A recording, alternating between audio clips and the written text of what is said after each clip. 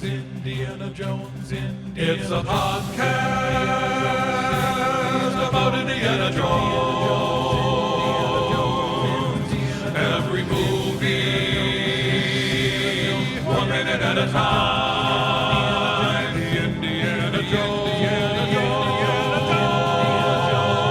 Minute. Welcome back to the Indiana Jones Minute. This is the podcast where we ask the age-old question, would you put the dagger back where you found it? I'm Pete Munger. I'm Tom Taylor. Gerald Christopher, is it art or is it craft? Porter. And I'm excited today because it's not often you get to talk to one of your heroes, but I am extremely excited today about our guest. I've listened to all three of his great courses on Audible, and they are all fantastic. He's done one, Lost Worlds of South America, which is very apt for this movie. He's done Maya to Aztec, Ancient Mesoamerica Revealed, which is my personal favorite, and Ancient Civilizations of North America. He's an archaeologist, he's an explorer, and a fantastic teacher. Welcome, Dr. Ed Barnhart, to the show. Well, thanks a lot for having me, guys. I think this is going to be a lot of fun. I have been upset about this movie for a while, and I look forward to venting about it. We're not the only ones. By the way, I'm glad you caught my nickname today, Pete, which was a quote from the Great Courses, Ancient Civilizations of North America. The intro. Is it art or is it craft? Is it religion or is it superstition? Beautiful. Yeah, Hey. that was a great. I love that. You that actually whole... listened to it. I did. I love it. That first one was really me up on a soapbox. I was hoping people wouldn't think it was so much so, but I liked setting the tone like that. I think we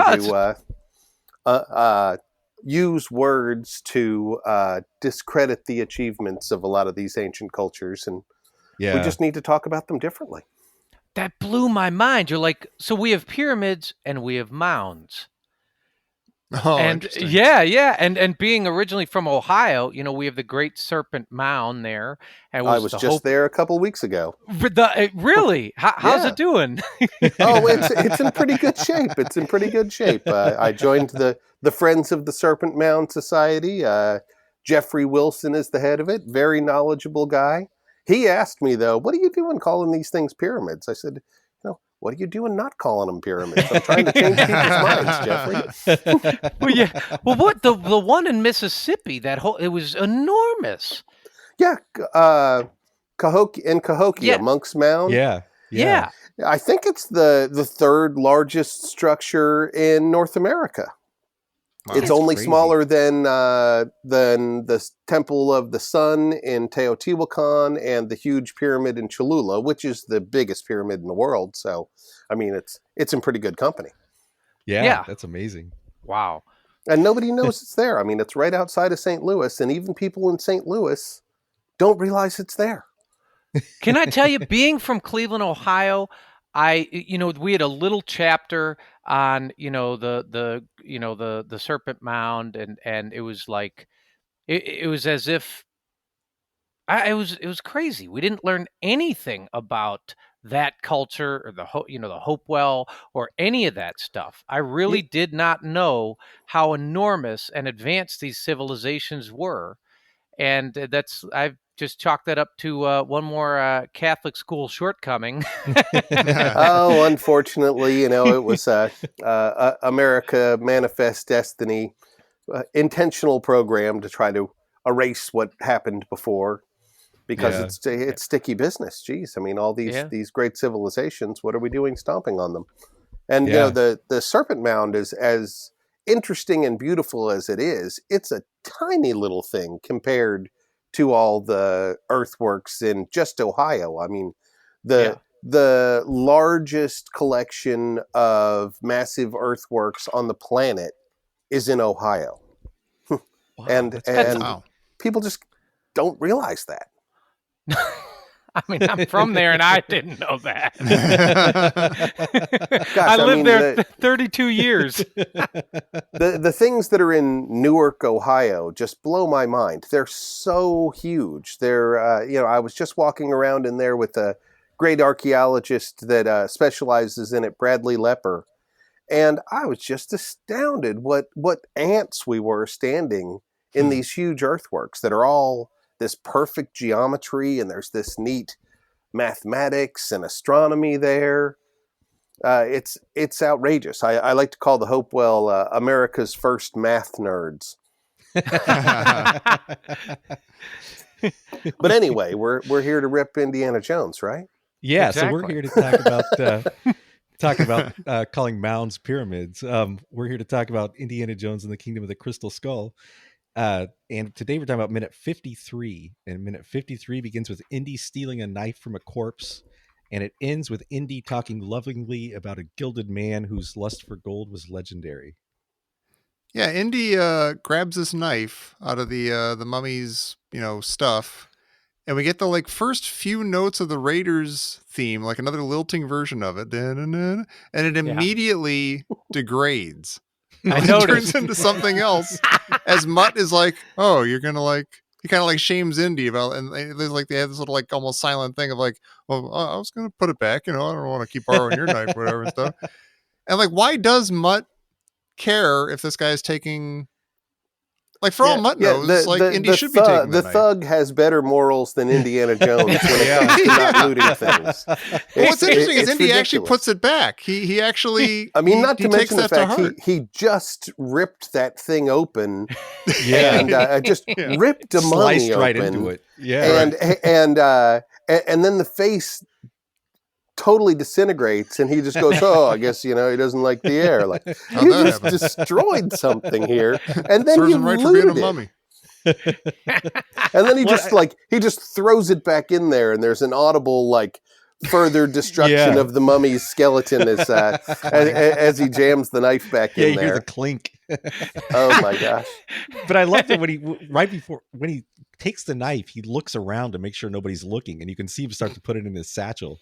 Yeah. And I So wonder. I have a question. and he wants he gets it through ripping this thing open because he wants to know what's in the mummy sack, and then he turns around and Mutt's like, "Hey, is that one already open?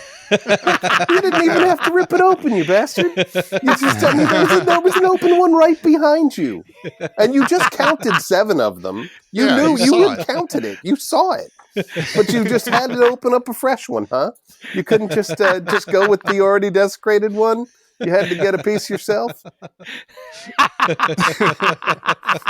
It's too You had much. to open up a fresh one. Good Lord! Well, speaking of that, I've got a question for you, Ed. Are there archaeologists who go bad? Are there archaeologists who get so tempted by holding a knife that they end up just selling it on the black market?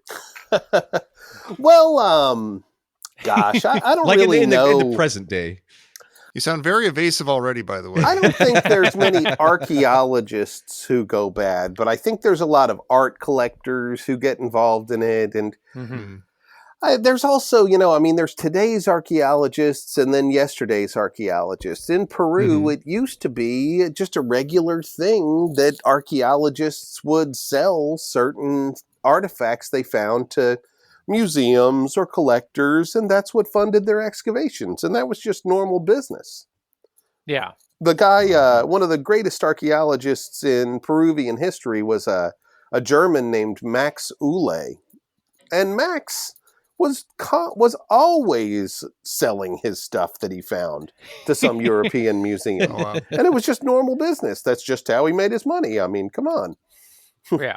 Wow. But nowadays, there's if archaeologists are involved in it, it's tangential. Well, I guess one thing that does happen is archaeologists will hire local guys to help in the excavation. And in doing so, we basically train them as archaeologists. And when we go away after our 2 years of funding is done, they're like, "Hey guys, we're in business. I know what they'll do. I know where to look now and how to dig it. Let's do this." So, there's lots of guys I've seen in Belize and in Guatemala who become the best looters. And when you see the looters' trenches in a Maya temple, you're like, "Well, that was fine excavation work. Somebody taught that guy how to do that." Oh my God. Well, is there, I sometimes wonder, are certain things, say you're I don't know, on a dig and you find an ancient Roman coin and you go, wow, this is 2,000 years old. But you go, I mean, there's like already like hundreds and hundreds and hundreds of these things. Does the museum need one more Roman coin? You know what I mean? Doubles. Even though, like, in one sense, I don't know, I could still feel bad putting it in my pocket, but in another sense, it's like, does every ancient Roman coin need to be in a museum? Is my question. Well, I think you bring up a good point, and it's actually a totally Indiana Jones theme. He's always on his high horse going, that belongs in a museum. The reality is that a museum is oftentimes a really crappy place for artifacts to go because they just languish in their basement in some box for forever. Museums run on a shoestring of a budget, and we collect way more artifacts than they can ever responsibly curate. And where are they supposed to go? So I mean, they end up in the basement of the Smithsonian is a horror show of things just rotting. I worked as a student in Boulder, just trying to recurate these things like sandals that were weaved out of grasses that were beautiful things that were found in dry caves, but they were dying in the basement of the museum there. So yeah, I mean, there's too much. There's way too many artifacts for museums to responsibly curate, and it's a problem. We just keep digging them up, and where do we put them all? I don't think I don't put them in my pocket, and really, it's it's complicated to just sell these things. You don't just go to the flea market and start selling them. Well, some people do, but you don't get the money they deserve there. You got to go to these like weird underground meetings and haciendas in rural Mexico. And I don't know any archaeologists who do that, but museums are not the best place for artifacts these days. They really, it's too big a burden for them to take. I'm not casting blame on museums. I'm just saying it's an untenable system that's getting worse and worse. Sure. Oh, that's I mean, fascinating. I can. That does make sense when you think they can only display so many artifacts. Mm-hmm. Yeah, I mean, there's so many. I've suggested a number of times that we should make some kind of a steward system where, just like people, curate nice pieces of paintings. They're at somebody's house, but they're the property of the museum, and they put them to the standards. I think we could do that with artifacts. We could have somebody do all the great curation and make them open to, with notice, public research, not just people walking through your living room, but they would pay a fee to do it, be the patrons of those artifacts, and we could help the museums with their budgets and help these things from falling apart. These ones that really need more money than a museum could spend. I'm actually, in some regards, willing to consider some kind of private stewardship to save some of these things. Sure, but sure. Every museum person I've ever talked to thinks that is the worst idea ever. Well, that's essentially what we had in The Last Crusade with Donovan, right? You have this really rich guy, and he lives in the city, and he throws a party, and he has like basically the Rosetta Stone or whatever it is. Yeah. He has the Knight Shield. And that does actually happen. You know who had the largest collection of Maya vases in North America? Ross Perot. And a lot of them are in his Ross Perot Museum now. And he was a big philanthropist supporting archaeology, but he was also a collector. Sure. The guy that funded my excavations and mapping in Palenque was a New York Stock Exchange guy named Lou Ranieri, who had a huge collection of Maya pottery. And he he gave the funding for some place called the Foundation for the Advancement of Mesoamerican Studies. He put $5 million in an account, which would rain $250,000 a year in interest down on archaeology. And my project was one of the ones that benefited. And he was actually a rich collector that was convinced to give back. So I don't think, this Certainly, Nazis trying to use the Ark of the Covenant, that's bad. But collectors are not all bad. Sure. I remember reading somewhere that Phil Collins, the singer and drummer, is a huge collector of antiquities from the Alamo. Interesting, really. Yeah. What a nerd. What's that foreigner got any business in my state, dang it? Yeah. That's right. Hands off our Alamo there, Phil.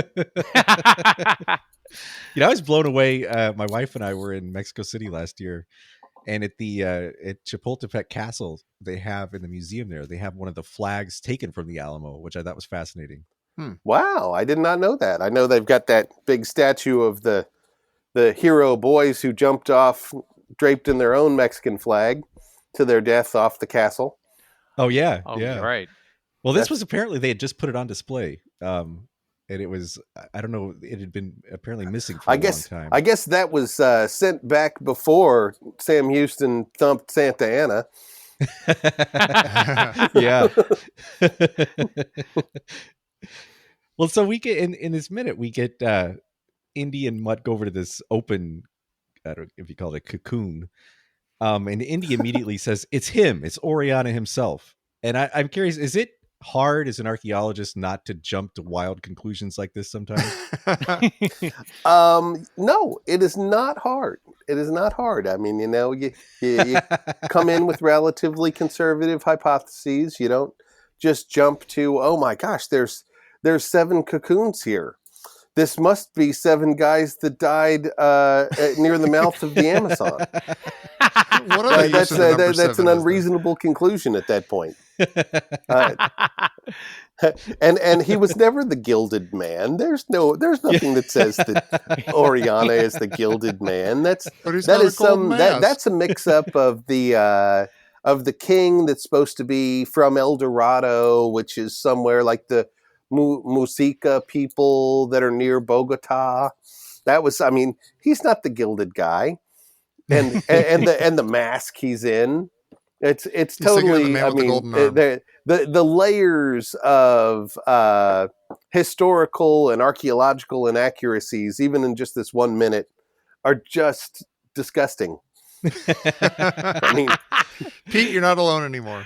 Yeah. You've invited your friend and hero on. Yeah, now we know why. I feel like the Nasca culture was gone by 700 AD. The Nasca did not do that. There are no caves in that area. There are no big vines in that area. It's a desert. They didn't make any fun houses with Mayan calendars in that area? No, yeah, that nice Aztec calendar that wobbles there on a middle pivot point. That's great. And it's also in the end scene. Oh gosh. To get ready for this podcast, I watched the whole movie again. Thanks a lot for making me watch that turd again. Well, we kind of figured that Orianna must have taken the calendar stone from the cathedral there in Mexico City and just rolled it all the way down. That's why they're all dead. They're jammed exhausted. it in there and then built a cave around it. Oh, but gosh. It's interesting because if you look at this guy that Indy's calling Orianna, there's a big pile of treasure next to him. And one of the things in the pile is a European-style crown. And I'm trying to figure out what on earth that's doing here. Like, what set dresser said, I'm going to put a European-style king's crown in this treasure? And where did they find these gold coins? I mean, that's actually a great point. Did he get those in the Amazon? I was going to ask that last minute, but I thought it would sound stupid. But now I've got an actual learned archaeologist asking that question, so now I feel retroactively. Here was a weird thing too. The crystal skull was magnetic, right? I mean, everything metal was attaching to it, and Mutt's switchblade attaches to the skull. But then the gold coin attaches to the skull, and Mutt even mentions it. He's like, "Hey, but gold's not magnetic." Why is the movie I doing didn't this? really get that. I mean, what were we getting there? Was this like more magnetic than magnetic could be? I mean, Magnetic Plus. is it like it's magnetic that defies the laws of magnetism? What the heck was that? He even mentions it, but gold's not magnetic. And but Space magnetism. and we just gloss over that. Like, gosh, I The mean, magnetism within magnetism. maybe it had a hunger for gold and switchblades. I don't know. Well, one thing we should not gloss over is one of our theories on this podcast is Ed, is that the Indiana Jones movies are the fever dream that Han Solo has while he's frozen in carbonite. And if you look at this, gold mask that Oriana's wearing, it looks exactly like Grand Moff Tarkin. Oh my gosh! Wow. What could it? And he does near the end say, "I have a bad feeling about this." That just like, oh God, Spielberg, you are stabbing my inner child.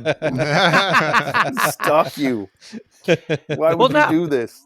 Peruvian gold masks were a thing, isn't that right? Yeah. I mean, but not this type of thing. There are gold masks in the Chimu culture, which is 500-600 years now, 700 years later.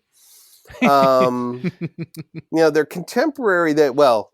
Let's gloss over the fact that Orianna is supposed to be from the mid 1500s. If we actually go to the Nasca, where he should not be, in a place that does not look like Nasca, then you've got the contemporary Moche culture, which did make some masks like that, yes. But not the Nasca. I'm wondering, when you see, I guess is this mask supposed to be something like Oriana collected all the gold and had it melted down and then had like a death mask made for him specifically? Yeah, and if him and his 7 boys all died together, who was there to give him this great burial? Yeah, with his dying breath. Who buried them with such care with all their stuff? Yeah. Gotta die looking cool. Yeah, and the Aztec calendar stone. Well, we were wondering if somebody killed him. Like, it seems like the only way they would have all ended up here without some guy running off with all the gold would have been if somebody killed all of them at the same time. Like the Nazca? Maybe, but that brings up a question, because if you look at Oriana, or this guy that Indy's calling Oriana, his expression would seem to indicate that either he died a painful death or that somebody told him about the plot of the movie they were going to make about him and he's yawning. That's true. He does have like a scream look on his face. Yeah. When he throws him over Mutt's shoulder, here, hold this. and he just throws the dang mummy out of the way. Like, this is the find of a lifetime. And you're throwing the mummy at Mutt. It's the Indiana Jones way. Oh my gosh. And he's all like, looks like he might have made it out of the jungle after all. No, there was clear documentation. He died there. They got his body. They said he was sick, and then he died of grief. And they got his body. There's no like whether he made it out or not. He died. On the other side of the Amazon. And we keep asking, like, weren't there hundreds and hundreds of this guy, like of conquistadors, like running all around the area? Like, couldn't they have just taken anyone or just made up somebody and nobody would have batted an eyelash? There would have been, like, I don't know why they locked themselves into an actual historical figure who they don't know anything about. It's baffling. I mean, there are so many places. I mean, he could have picked all sorts of people that actually did go missing, that actually did go through the Nazca area. Why would he pick Oriana? Why would he say he's the Gilded Man? The guy was looking for Cinna-Man, not gold. He was one of the only conquistadors in the whole goddamn place that wasn't looking for gold. He was looking for Cinna-Man. The Gilded Man does sound like a good cinnamon cereal mascot or something. Oh my God. I mean, it's like, I mean, did anybody in the entire writing staff even Google anything for a second, or did they just make it up? Like, no, who the hell knows? I mean, only nerds know this stuff, and they're not going to watch the show. Wait a minute. Why was he looking for cinnamon? I mean, I know as a spice, it's a no joke. It's pretty good, pretty tasty spice. Well, cinnamon was very important back in the 1500s. They didn't have any refrigerators. Most of the meat in Europe was kept from going spoil by putting cinnamon on it. Really? Like So your you'd typical have steak was cinnamon. So cinnamon was actually a really important spice in Europe at the time. And Pizarro was sure that the Amazon had all this cinnamon. That's why he sent his brother Gonzalo and Oriana into the jungle from Quito, which was a really crappy place to start. And they wanted to have like dessert meatloaf. They were looking they were looking for that spice. I mean, they thought for First dry sure rub. since the big group that they had already found was in Africa that this jungle was similar enough where there must be another huge cache of cinnamon. That's what he was looking for, Wow. not gold. That's amazing. Yeah. That is. Well, another Oriana question I have is he mentions like all these giant civilizations in the Amazon that it seems like they kind of got discounted over the years, but then like I was listening to Charles Mann's 1491 and it sounds like, well, maybe there were some giant civilizations around this Yeah, area. I mean, he actually it was Gaspar de Carvajal, who was the priest with him that was the real chronicler of his expedition and journey going from Quito all the way out to the mouth of the Amazon. But they say they found all of these different communities, large communities along the Amazon. They built this kind of mini galleon and sailed it down the Amazon. But they found major groups of people. It's called the Amazon because one of the groups that attacked them had mostly warrior women that were attacking them, and they thought they were like Amazons, and that's how we get the name the Amazon. But at one point, there was a place that they said was the city of the big road, and that they had traveled basically like a 60-foot wide highway to a major group of like a walled city with a big mound and a king. And there was all sorts of things they reported there, that there were major civilizations. And Oriana was way excited to be the governor of it. He went back to Spain and convinced Spain that he could be the governor of it when he went back and conquered it. He was going to call it New Andalusia, Nuevo Andalusia. But Wow. he screwed up. He couldn't even get in there. The Portuguese gave him a big hard time because they thought they owned it.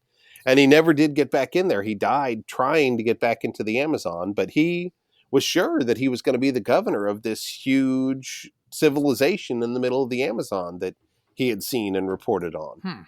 What did Oriana die of? Well, they say that he died, that he got ill and then he got depressed and he died, which is funny. They say that about De Soto too. I mean, these guys are mad dog leaders right up until they get sick and then they get depressed apparently and they die of sadness, which is a really wimpy way for a conquistador to die. I was going to say that. I was not They expecting say the same that. thing about De Soto, that he died of a broken heart. Like, really? After like mercilessly throwing thousands of people to the dog, he was like, "Oh man, I'm sad about all this now. I shouldn't have chopped off all those hands. I'm feeling low in myself. Just stabbing people in the heart over and over again. It's not as fun as it used to Yeah, on a Tuesday night. Like Padme dies in Star Wars, just like, oh, I'm so sad, a broken heart." be. I don't feel like it. But that's Wow. what they say. They say that he his group got divided up and they were trying to find the primary arm of the Amazon to get back into where he was. Because when you hit it from the coast, there's 1,000 different ways in and all these islands, and that the natives attacked them multiple times, and he lost a lot of his guys, and he got sick and bummed out, and they say he died. But they know that he died, and they took the boat back out, and I mean they brought his body back out. There's no like, oh, maybe he made it, and he made it to Nasca, and he went to a place that was abandoned for 800 years and got in a little cocoon with a big skull. That did not happen. It's so far out. You could have picked a lot of different conquistadors that actually went through that area, but no. And the lack of research is appalling. They, as a Mayanist, there are multiple times where they bring up Mayan languages, and at one point, what's his name? The old guy, Oxley. Ox is saying something, and Indiana's like, he's speaking Mayan. Like, no, he's not. Not even close. I mean, Jesus. There's, just Google it. You could find a sentence. I mean, you could have Google Translate tell you something in Mayan, in one of the 32 languages. Just pick one. But that was definitely not Mayan, and it's so upsetting. I mean, why couldn't you just find there's 13 million Maya on the planet? Could you just ask the guy at your store at your corner store in LA? He probably speaks Mayan. Yeah. Like, you don't expect these movies to be so accurate, or they're not going to be sources of accurate information, but this one particular movie seems to go out of its way to be obnoxiously inaccurate. It really does. And they seem to just take glee in it too. I was reading some of the reviews of people just panning them, and they were like, yeah, I'm still proud of it though. It's great. I mean, people are going to be upset. That's what they're going to say. Apparently, poor Shia LaBeouf actually took it seriously, and he said, hey, I'm really sorry for disappointing people and ruining something they took so seriously. And Harrison Ford was like, shut the hell up, you idiot. We never admitted it's a turd. You're such a newbie. Yeah. Well, we talk about, the mummies, the Peruvian mummies, which is a real thing, and it looks nothing like these. So, there's all sorts of things that are wrong. Is there anything that they got right? Oh, gosh. Aliens? Are the aliens right? I really wish I could just say, sure, there's this part. Even I was rewatching the movie, and I freeze framed a couple of things. Like at the start, they're like, we found him down in Mexico, and he was with these, and they threw a couple of ceramics on the floor and broke them. And I freeze framed it, looked at it. No. Not a single Mesoamerican ceramic on the ground. You couldn't even throw some sherds my way. Jesus. It's from Pottery Barn. Yeah. No. Pier 1. Yeah. And not even the line of the airplane goes down through, it goes to Mexico City, and then it goes to Cusco. And then they're in Nasca? No, not even that. You fly into Lima. Cusco in 1950s, I don't think it had an airport. One thing that looked about right was the Nasca airport. It's just about that crappy today. I'm pretty sure they were actually standing in front of the Nasca airport. But, they were like, he's all about...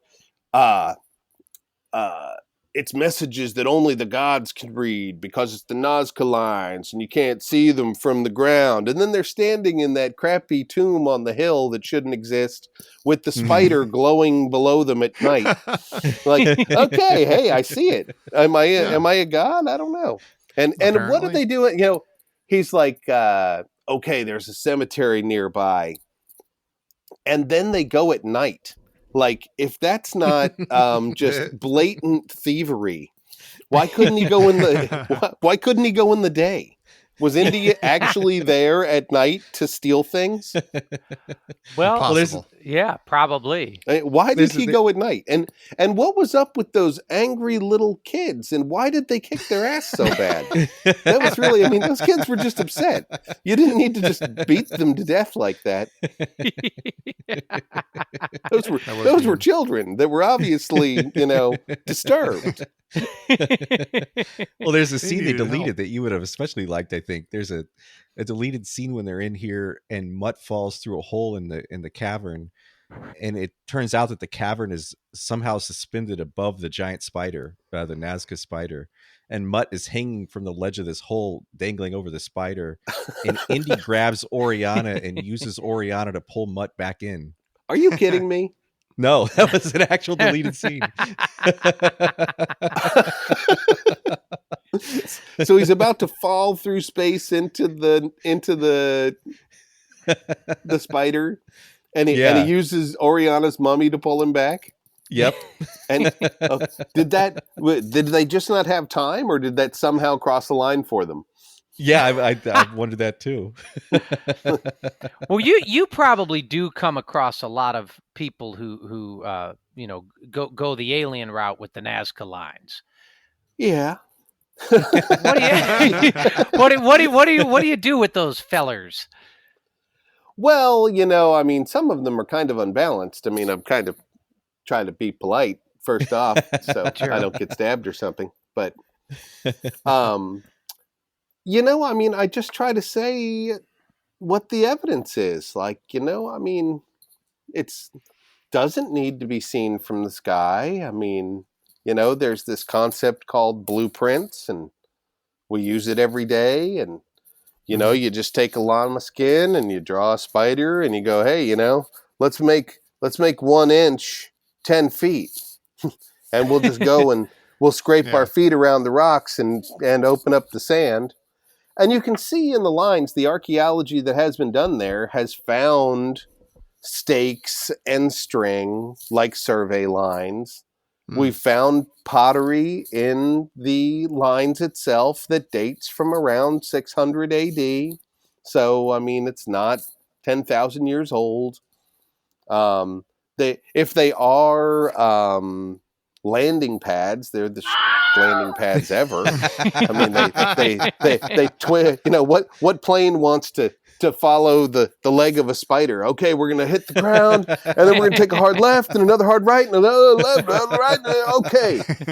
And the whole thing's a rocky, barren, horrible landscape. I mean, you'd really wreck anything you tried to land there. It's just, I don't know. It's not aliens. The other thing is that they always make it look so pretty. I mean, Indiana Jones, that this thing is already, all wrong. But when you actually go to the Nazca lines, it's like spaghetti.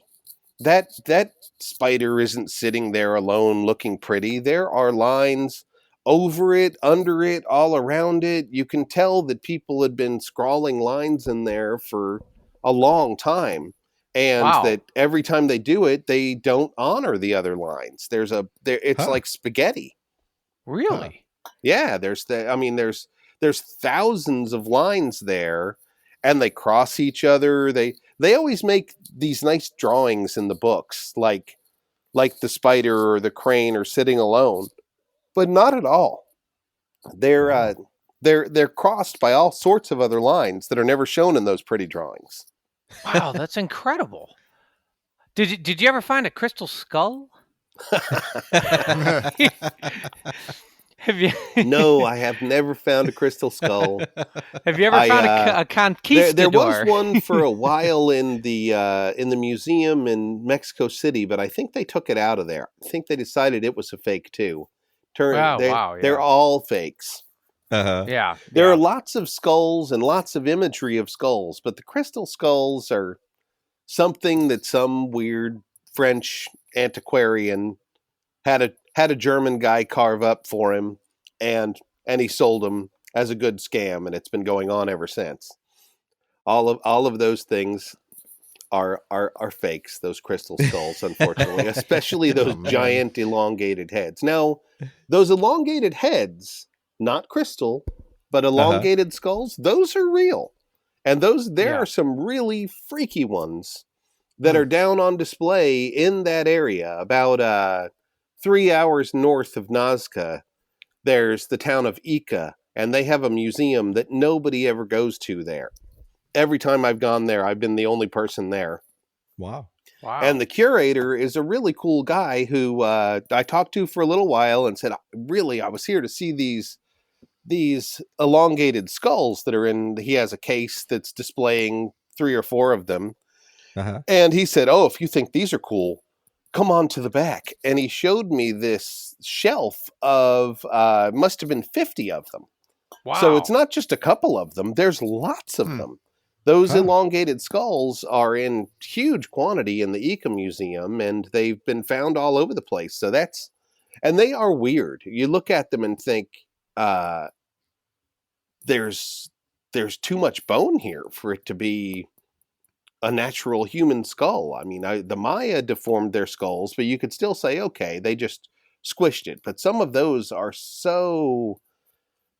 they come to such a point at the top. It's like, this had to deform their brain as well. Uh-huh. And they're real. So those, Yeah. the elongated skulls, that's a real thing. And they're really weird. And I honestly don't know what to think of it. I'm not counting aliens as one of the theories I should think about it. Right. But they are weird and they're real.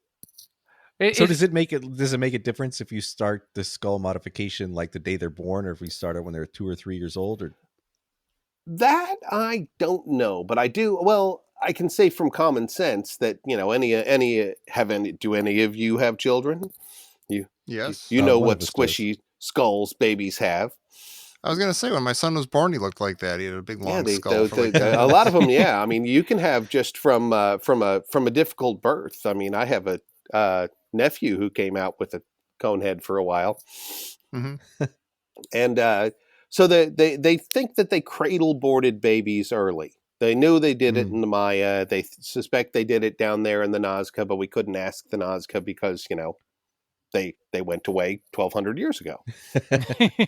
But you can squish a baby's skull to come to a point like that. But the ones in Nazca seem like they actually grew more bone.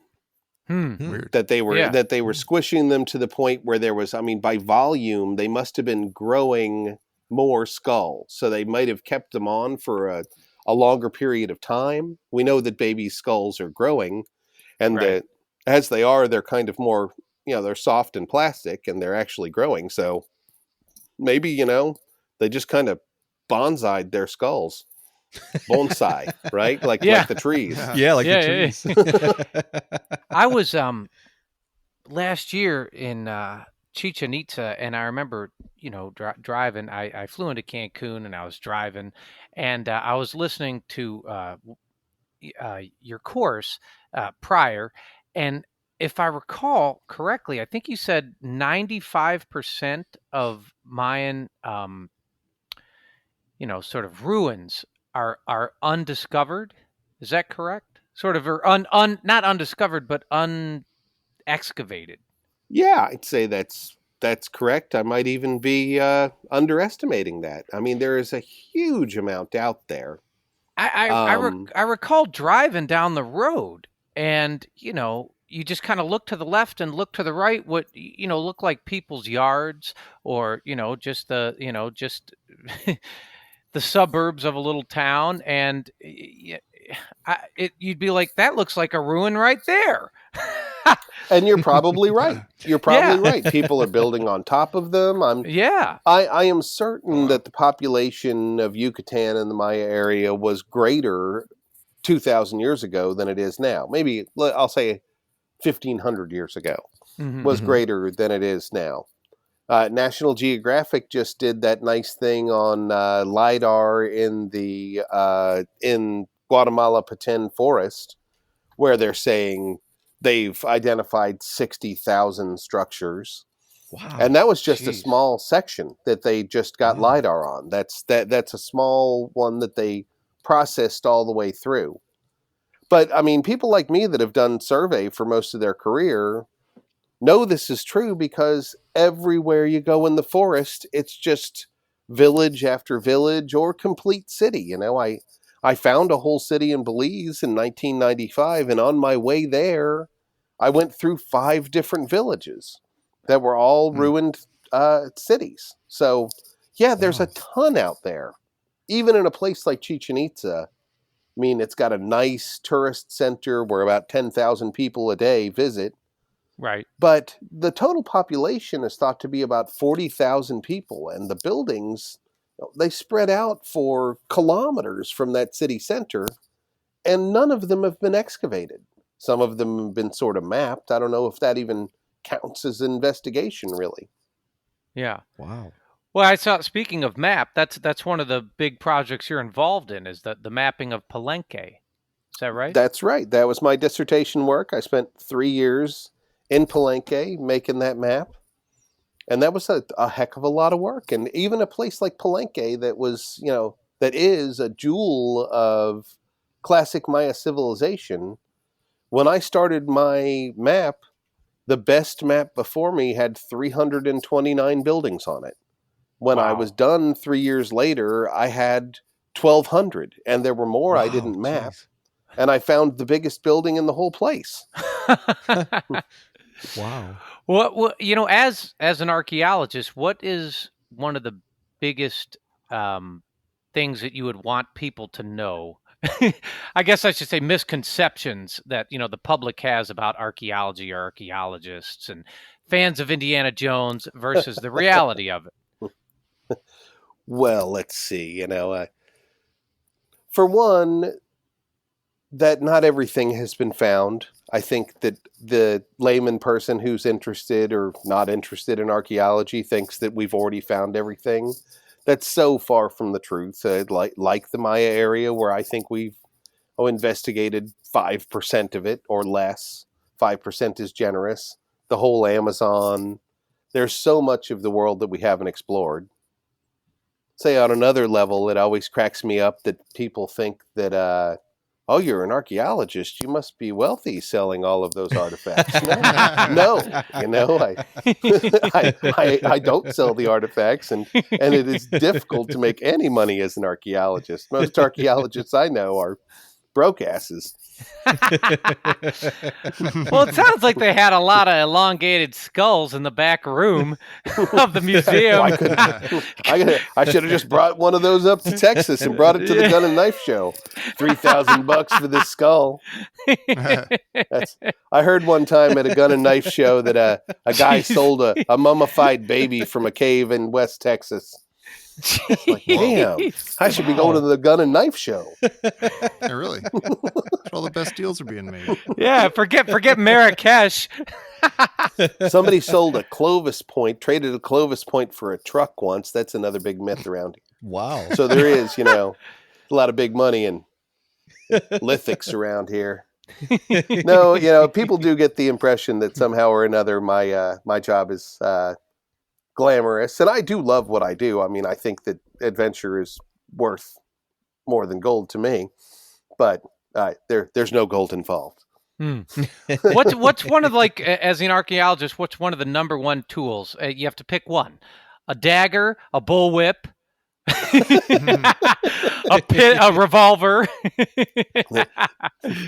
Yeah, we're really, there haven't been really any Nazis to fight. I don't really think things belong in a museum. I think they belong with their in their country of origin. Yeah, there hasn't been a whole lot of evil forces that I have to fight. I have had a gun to my head in Palenque. That was fun. Wow. So I got robbed in the jungle in Palenque by two little punk kids who eventually were caught later on that day, and they were playing good cop, bad cop. It was me and another girl, a English woman named Elizabeth Corrin, and they tried to take her ring off of her, and she said, "No, it's de mi mama." And the one without the gun was like, "Okay, leave the ring. It's from his mother, from her mother." But they came up on me. They had a .45. It was a serious gun. I saw them walking through the jungle, and me and Elizabeth were drawing a little section of the ruins that we were going to map the next day, and I had the rest of the crew somewhere else in the jungle. I saw those two pass walking fast in the jungle, and I was like, "Oh, Elizabeth, get up. Those kids were trouble." And before I could even say anything more, one of them walked into the little residential group we were in the jungle and just walked right up to me with that .45 and put it right on my forehead. Wow. It's like, oh, geez, that happened fast. Yeah, but, yeah. Wow. But they just wanted money. And Sure. and I was just like, they were yelling, and he hit me with the gun a couple times. And I just said, listen, my Spanish is really bad. And when people scare me, I can't understand. So if you could just talk really slow and calmly, I could maybe understand you and give you what you want. Oh, okay. And they ended up, I had the pay for my machete guys on me because it was a Friday. Oh. And it was all of, the equivalent in the United States, it was about $90. And so I gave them the $90, which they were thrilled about. That was, a couple thousand pesos at the time. And the one without the gun hands me a 50 peso back, and he goes, "Para su paciencia," which is for your patience. I was like, oh, wow. Well, this has been nice. Let's do this again, guys. All right, see you later. And then the one with the gun said, "And if you tell anyone, I know where you work, I will kill you." Okay, then. See you later. He didn't come up to you. You say it belongs in a museum. Wasn't one of those. You can't just be like, "Hey, I'm an archaeologist." They're like, "Oh, this guy's got nothing." Oh, they should have been. Yeah. Oh, you're a broke ass. No, I was a gringo. I was a major catch. And the whole town knew. The whole town, like, I went to go get some aspirin from the pharmacy that night, and the guy who I had never met in my life was like, "Hey, I heard you had a gun to your head. Are you leaving?" It's like, who are you? Like, no, I'm not leaving. Well, I suppose you're pretty vulnerable in the jungle. You really are. I learned to be really quiet after that. There was no more like hooting and hollering. Anybody that was making a lot of noise, I was like, "Shut up!" I said, "We're from then on." I said, "We are the gingerbread men. We will not be caught." That's our theme. We are gingerbread men. Perfect. Well, thank you so much for joining us today, Ed. This has been amazing. Oh, is it already over? I was going to say, speaking of gingerbread men or gingerbread sisters, yes, coming in over the wire from Professor Christy Porter. Is Mutt calling in sick every day at Burger Chef? What? That might. That's probably a yes. Well, see, I wonder if Mutt is independently wealthy since his dad is also a grave robber. Oh, that's right. Be, there you go. Those guys rake it in. Yeah. Well, he's a fine fencer and a friend to all monkeys. That's true. Oh, that's true. A friend to all monkeys. Can't put a price on that. Well, Ed, thank you so much for joining us. This has been fantastic. Is there any place you'd like to send people? Any place online? Anything you'd like to plug? Well, sure. I mean, I would love it if people would go to my website, mayaexploration.org. That's a place where I have legitimate archaeological information and more about what I do, a lot of the papers that I'm writing, and ways for people to join me on some of my trips or study abroad courses. They're open to all, and I'd love to hear from people.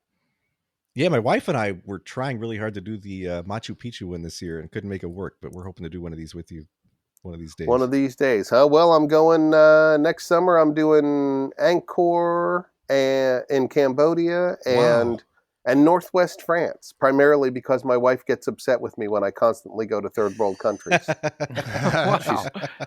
She wants me to go occasionally to Europe, so I'm going to Karnak in Northwest France. Oh, nice. That should be pleasant, and then we'll go through the Loire Valley back to Paris. Oh, nice. Very civilized. Nice. But the other one's Angkor, where I frankly that'd be like better.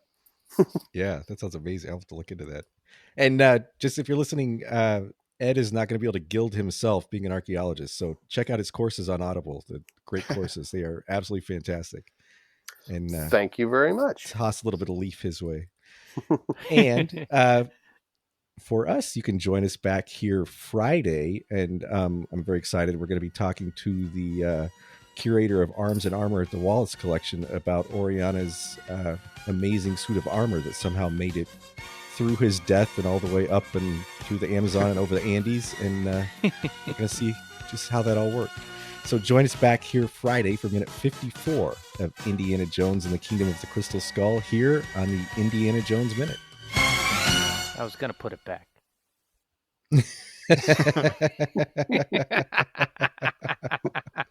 I want to keep borrowing yours.